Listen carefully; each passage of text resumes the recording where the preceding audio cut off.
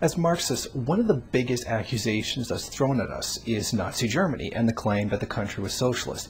A, because it had the word socialist in it, and B, because there simply was a government. Of course, this accusation is simply infantile and relies on the premise of a redefinition of capitalism to a system that just frankly doesn't exist and can never exist. However, this post in Jacobin magazine points a little bit more information towards showing definitely, concretely, that Nazi Germany was indeed not socialist. This data right here.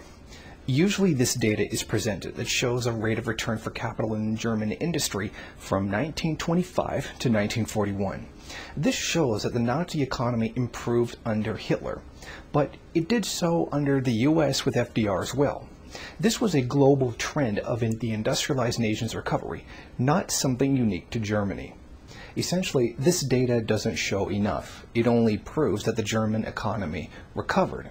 What we do need is more specific economic data to show that Nazi Germany was indeed capitalist. Now, this graph comes from Thomas Piketty's Capital in the 21st Century.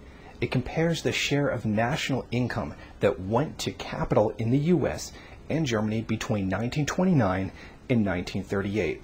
It roughly tracks capital's rate of return. What does it say?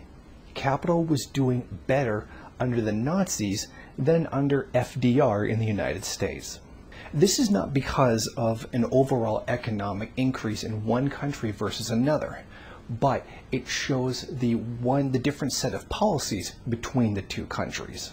This third graph comes from an article by Thomas Ferguson and Hans-Joachim Voth, Betting on Hitler, the Value of Political Connections in Nazi Germany.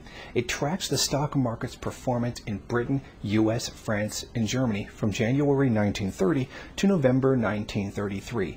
As you can see, in the early months that Hitler came to power, Germany's stock market performance was quite strong, outstripping all the others. It's not until July it even crosses paths with Britain's, the second best performer. In the Journal of Economic Perspectives, there's an article on Nazi Germany and the rise of the word privatization.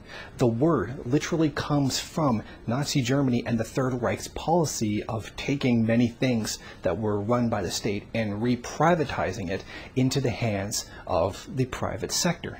The actual term is reprivatization. In fact, it comes from the German word Reprivatizung or whatever, because I'm obviously not pronouncing it correct.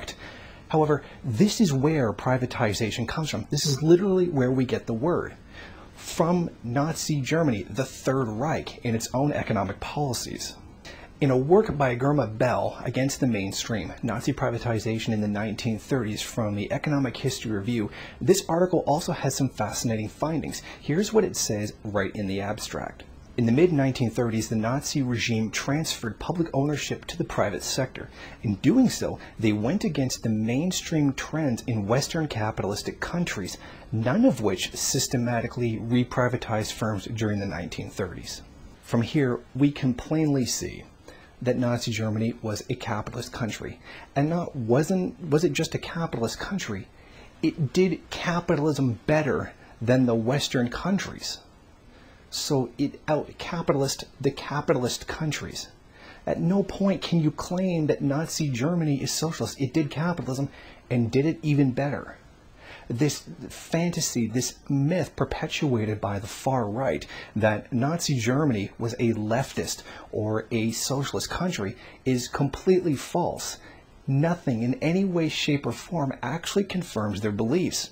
They merely stick to some guy having been a leftist, or the word socialist having been in the name, and lying about the country being mass privatized. It's time this false idea finally be put to an end. Thank you for watching. Please comment and rate the video. If you liked it, hit subscribe or check out some of these other great videos. If you wish, share it on social media. While you're at it, why don't you follow me on Twitter? And if you got time, go on over to the MRN bookstore and check out some of the latest books available.